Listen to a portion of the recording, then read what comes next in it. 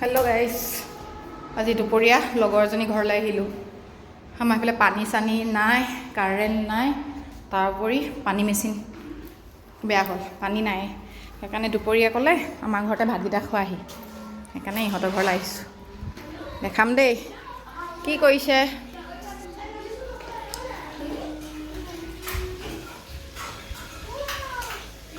এসোপা আহি গা চা ধুই আজৰি।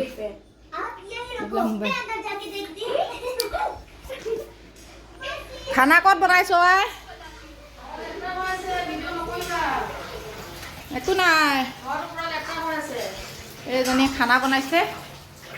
কি বনাইছে? চিকেন বনাইছোঁ। হাই চিকেন বনাইছোঁ। এনেকুৱা লগৰবোৰ থাকিব লাগে মাজে মাজে। আমাৰ এওঁ কৈছে আকৌ দিনত যেনিবা হৈ গ'ল, ৰাতি কি কৰিবা? ৰাতি ক'ত যাবা? ৰাতি যাম আৰু ক'ৰবাত, বেছি দিগদাৰ হ'লে।